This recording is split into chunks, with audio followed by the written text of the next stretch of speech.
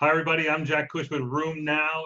Welcome to the Autoinflammatory Disease, aka Still's Disease panel. I'm joined by three experts and friends, all from New York, my home state. Dr. Petros Efthimiou in New York City, Dr. Olga Petryna in New York City, and Dr. Apostolos Kontzias out in Long Island. How's everybody this evening? Very well. Very good. You're doing great. Excellent. Okay, so I'm gonna turn this over to Petros, and he's gonna talk about abstract Friday 0493. Petros, tell us about this, the IL-1 inhibitor canakinumab for refractory Still's disease. Yes, Jack. This is a retrospective, longitudinal, multi-center study from Greece, my home country, and it involved 50 patients with Still's disease, 39 with adult onset, and 11 with systemic GIA. And these were refractory patients. And it followed them longitudinally. And it was a successful study. By month 1, the majority of the patients had a response. It's a fast-acting drug.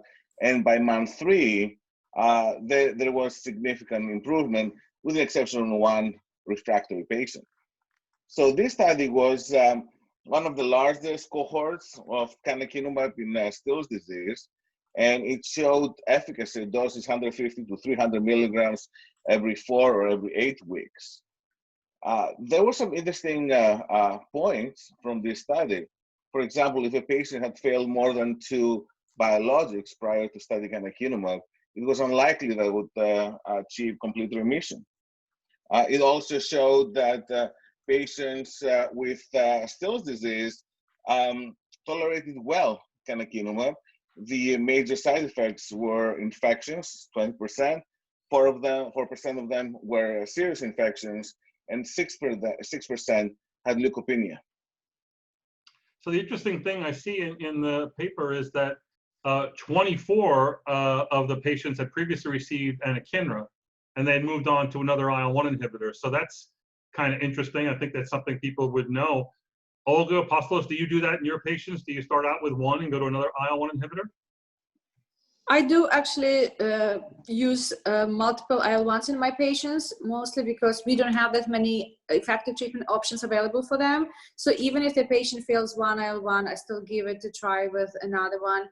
And I feel like in a lot of my patients who failed shorter acting IL-1 inhibitors, switching to longer acting one may make a difference, and they can actually still have a good response.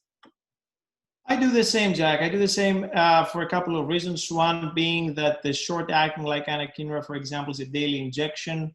Many patients do appreciate that they have side effects from that injection site reactions more so than the longer-acting ones, in my experience. And the other thing is, especially in the systemic onset early on, robust inflammatory phenotype of certain patients, I do think that higher doses of anakinra sometimes are required, perhaps, and the longer acting ones like anakinumab, for example, even at a dose of 150 or 300 milligrams at times can do the trick sometimes in these highly inflammatory patients to begin with.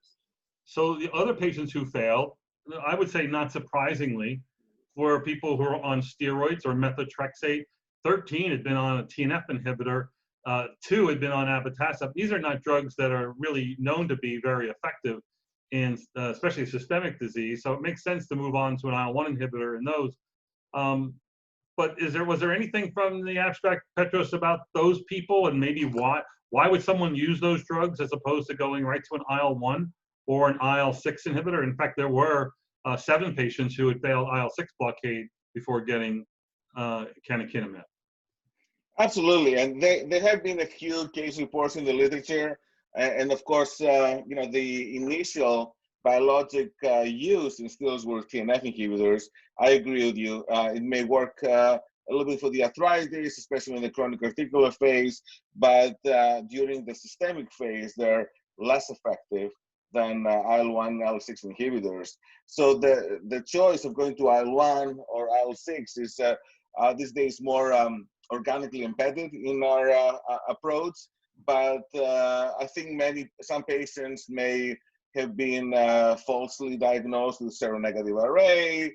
That's something we see in the chronic articular phase and maybe treat those drugs, or it could be the level of comfort from the physicians. But I think the message is out there.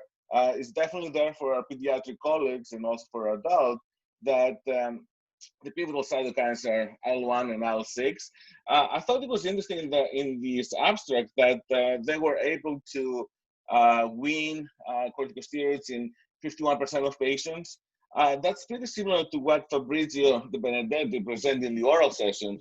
And across the studies, both for tocilizumab and canakinumab, even in the pediatric population, it's pretty similar. 50% of patients will come off steroids completely, but the other 50% will not. Does anybody want to take a stab as to how you choose between 150 or 300 milligrams as your dose when using canakinumab and stills? Yeah, I have a handful of patients who were on long-standing high dose of steroids. I'm talking about, honestly, more than 40 milligrams at times, I have to admit. I'm not sure why it took so long to get on board with the biologics sometimes, honestly. But I had a handful of patients who had long-standing, robust inflammatory phenotype, unable to wean down from 40 milligrams or so with severe steroid-induced side effects that I did use 300 to begin with, honestly, on these handful of patients. Usually I don't, but when there's a pressing, urgent need to find something that really works, fast and adequately to be able to allow weaning of steroids, that's the situations that I picked it. Olga? Yeah, I agree with Apostolos. In patients who present with more severe disease or the ones who failed multiple treatment options before they went on canakinumab, I would probably start with a 300 milligram dose, and when they achieve remission, I would taper down to 150. Although in some of my patients who have milder phenotype and or they didn't fail other treatments before, I tend to start with 150 and only go to 300 if it's not sufficient in milder cases.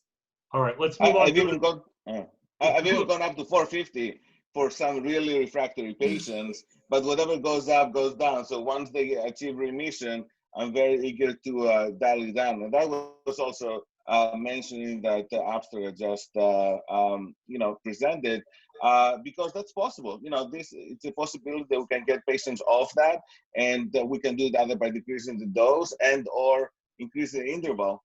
And maybe, there were patients there that went with a maintenance every 3 months until they were off. So it's a highly individualized regimen for patients.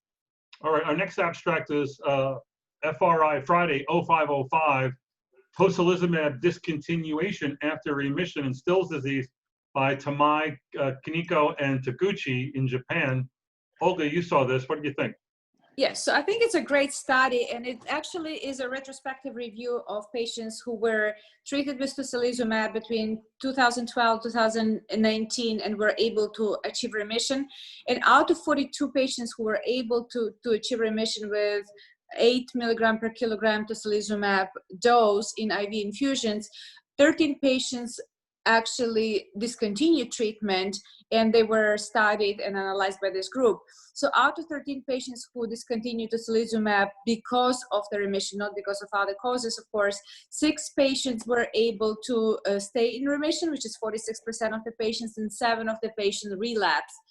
And when they looked into reasons why patients relapse, or what was the most common associated factors that led to relapse, they found that duration of tocilizumab therapy had nothing to do with the frequency of relapse, while the intervals between infusions were important. So patients who relapsed had intervals between infusions of 3.6 weeks, while patients who were remaining in remission had longer intervals of 6.7 patients, which probably reflects a better response to treatment.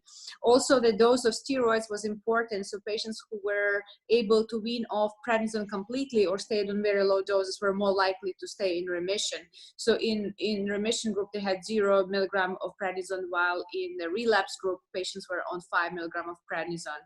And also they noticed that patients who were older while they were treated with tocilizumab, or who were older when were diagnosed with adult onset Still's disease, were more likely to relapse. So I find this like a very interesting study, and it seems like even in a small percentage of patients, remission of medication is still possible, but there are factors to consider before we decide to taper off treatments in those more complicated patients. So this was observational. It's instructive, but nonetheless observational. I want to go around the horn and ask everyone, what's your rule for allowing patients to go off therapy? Like what, obviously when you start someone on a biologic, steroids, and whatever you need to control systemic features of Still's disease, the question the patient is going to ask is, how long am I going to be on this?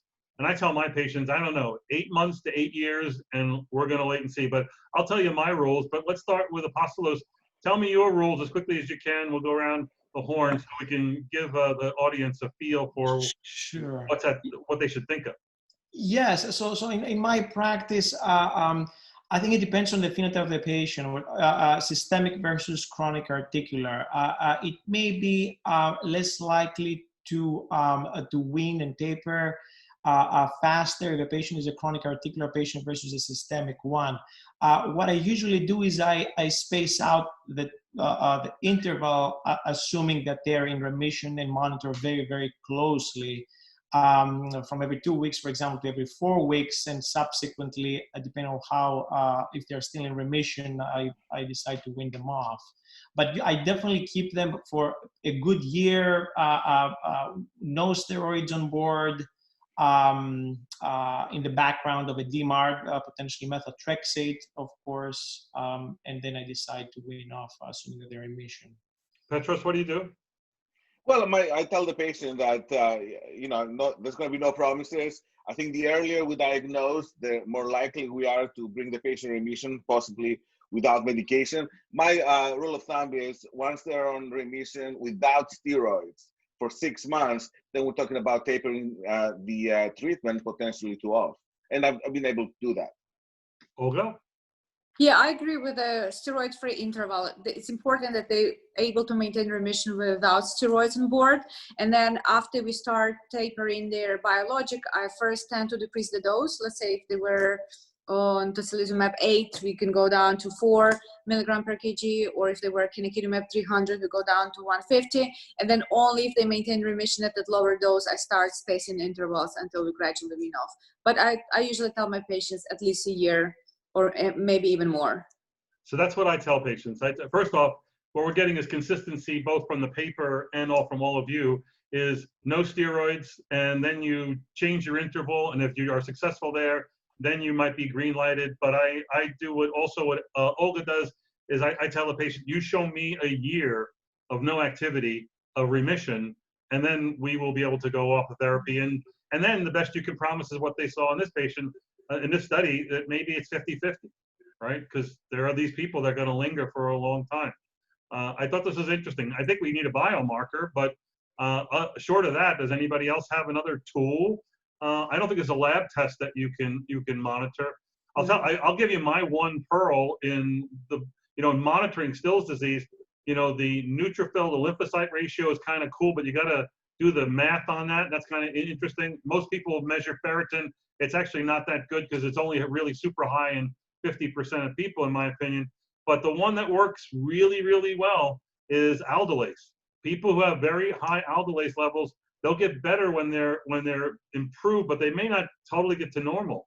Aldolase is a good biomarker, and it's cheap compared to a lot of other things that are out there. Let's go on to the third abstract from Saturday, SAT 0557 from Bendoli. This is how to assess residual disease activity in Still's disease using FDG-PET. Petros. Yes, it goes back to what you were saying, Jack, that we don't really have a good serologic biomarker. We're looking for anything else, and clinical biomarker, radiographic biomarker. There's been a few publications in the last few years about the use of PET-CT or PET-MRI, and there are a few areas that light up with active Still's disease, usually the spleen, the lymph nodes, the bone marrow, and the pharynx. By checking a PET-CT or PET-MRI, you can possibly pick up residual activity, while other less perfect biomarkers are not very helpful. So in this study by Paulos Frieser from the University of Padova, they actually did a qualitative and a semi-quantitative analysis of PET-MRI, and they saw that the activity and correlates actually with the clinical symptoms and can show residual activity while we think that the patient may be in remission. So that may be helpful in what we were saying earlier, helping us time potentially the withdrawal of drugs. Really interesting. I guess the real issue on everyone's mind is, how do you get it paid for? Has that been a problem for you? I mean, you have some experience doing this. What's been your experience in trying to get this done?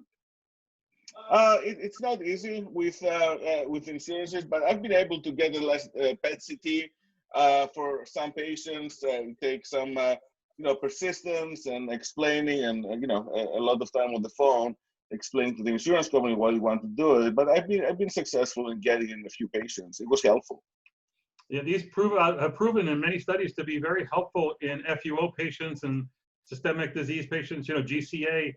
CT scans are good at damage, but FDG-PETs are actually good at these activities. So it's not surprising that this could be helpful in maybe deciding, can you wean off therapy or not? Anybody else have experience with this in their center? In my experience, if you justify it as an FUO workup, it is perhaps a bit more likely for that to be approved. But I think that's very, very random, individualized.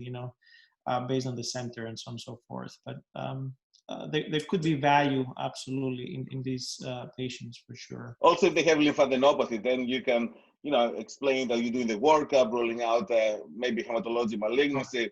I think that's also helps getting approved sometimes. All right, let's do two quickies if we can. I'll give you one quickie. This is THU or Thursday 0496. The application of systems biology in silico tools to optimize treatment strategy in Still's disease.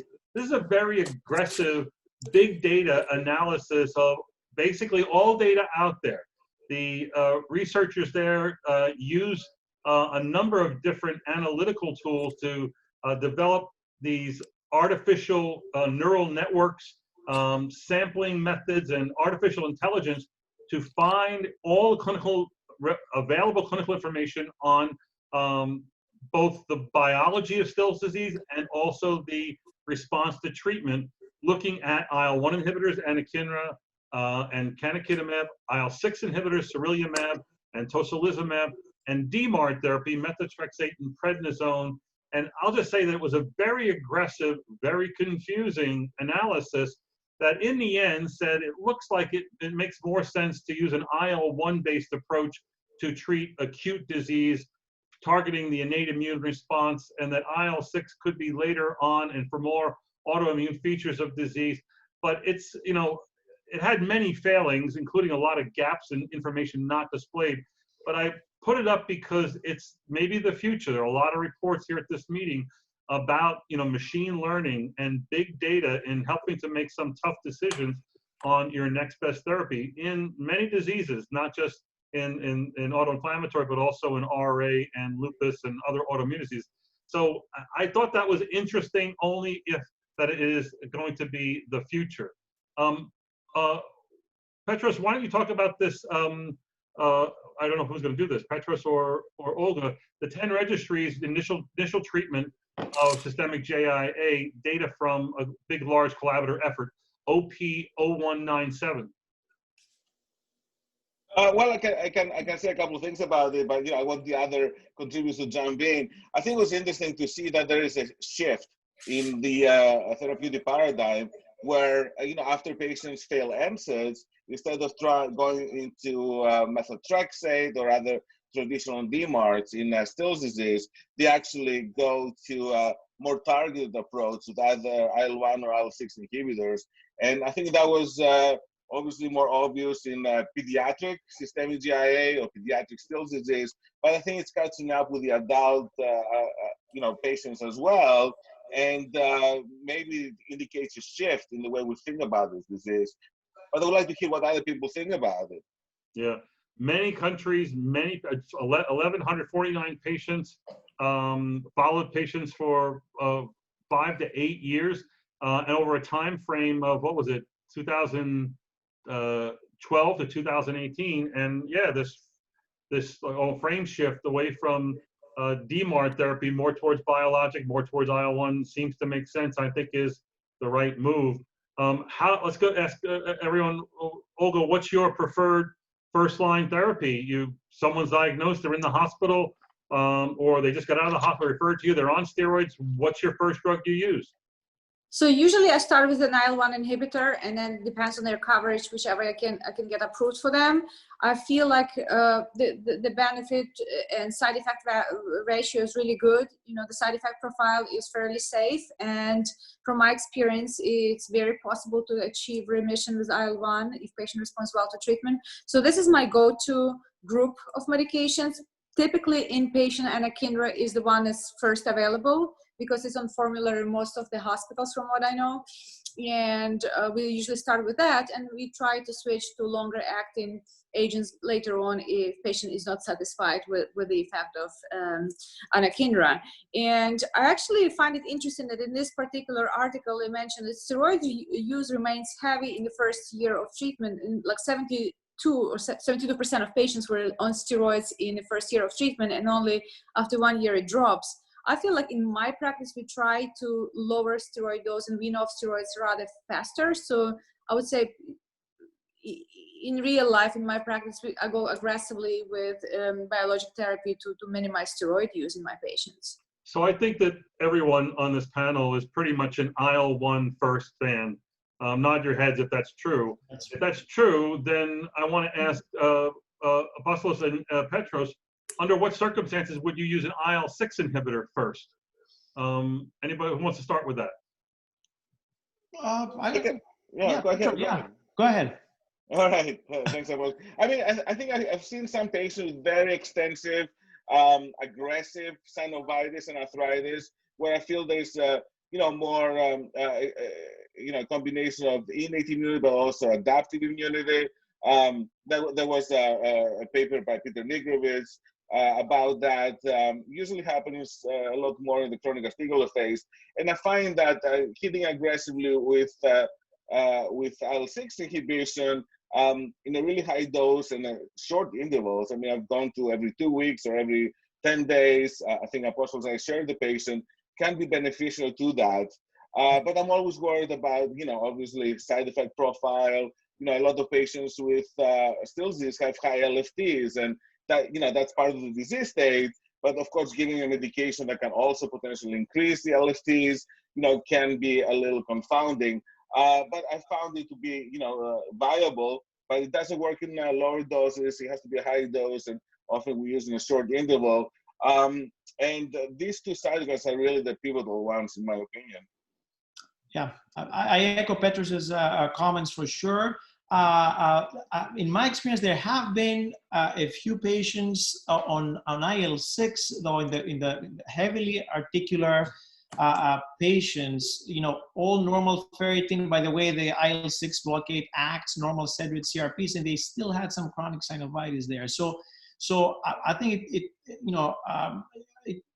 it does require a very careful clinical exam on these patients who are to actually be prescribed IL-6 long term, to make sure you're not missing any indolent synovitis, which can lead to destructive arthritis and so on and so forth.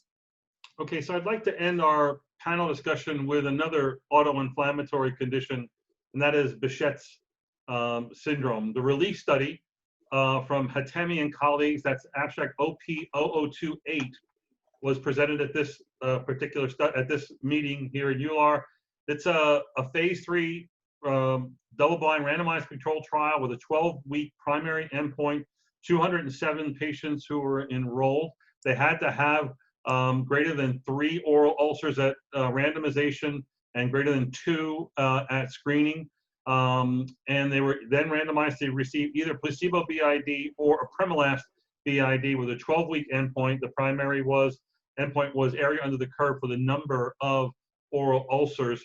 And, you know, like other studies that we've seen before, the outcomes here were impressive, where, you know, the amount of improvement was large in a number of patients, that the number of patients who had greater than 50% improvement in their oral ulcer pain by week 12 was 67%, 2/3 on Apremilast, and 36% on placebo.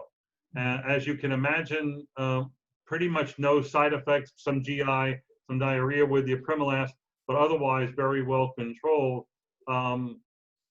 Apostolos, what do you think of this data? I think it does establish Apremilast as one of the drugs of choice for oral ulcers in relation to Bichette's disease. Clearly, there's a robust improvement, and what's striking is the onset, the time that it takes for that to for patients, I guess, to see relief and improvement. It's as we can see there, the first week or two, and then it plateaus. The curve plateaus, but you know, within the first couple of weeks, pretty much, you know, patients can get relief actually. These patients, most of them, it seems that they have been also tried other non-biologic DMARDs. I presume perhaps colchicine, azathioprine, they don't mention here in the study, it seems like, but I suppose these were the ones that they tried. So I think this is definitely one of the drugs of choice, and I think it's for Bichette's oral ulcers at this point. So rather than talk about our anecdotal experiences using this, I mean, it is FDA, well, actually, it's not anecdotal, it's now FDA approved and can be used. Does anybody think that Apremilast, one, why does it work here? And two, would it work in other autoinflammatory diseases? Yeah, that's a good point. I do think that based on its mechanism of action, it does affect innate immune, pathways. I guess by the way it acts, it has the capacity to improve symptoms related to innate immune pathology for sure. Mucosal or skin, perhaps, is the tissue target.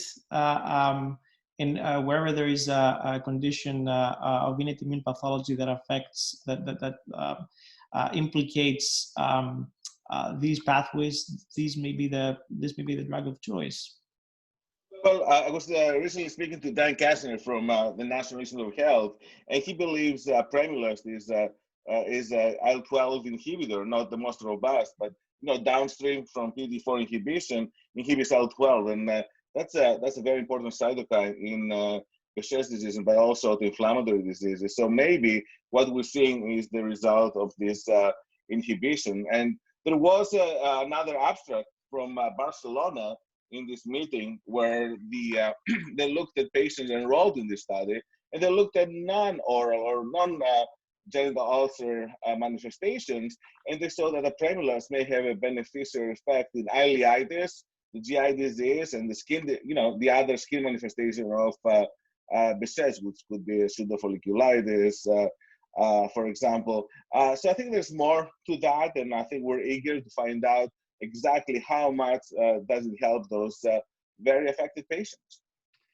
My own belief, looking at the biology of this and being a PD4 inhibitor, is that I think most of it's mediated through neutrophil effects. And certainly that might be active in systemic JIA and Stills, but maybe we'll see that someday. We'll give the last word on this topic of Apremilast and Behçet's and beyond to Olga. What do you think? Well, I think that it may potentially work in other conditions, as Petros mentioned, through mechanisms affecting IL-12.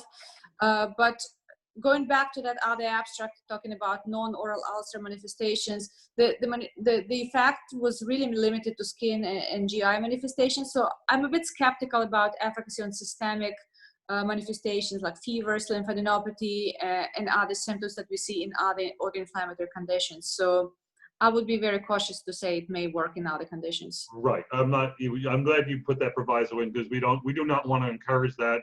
I would like to encourage the research, but certainly not that therapeutic choice at this point. I want to thank the panel for a great discussion on some really interesting papers here at EULAR. A virtual meeting. This is a virtual panel. I think we all did great. Right. See you in Paris next for week. having Was the Paris is the next one? It is. All right. Can't wait. We will be there, even if the virtual All right. people aren't. All right. Good night. Definitely. Great seeing you all.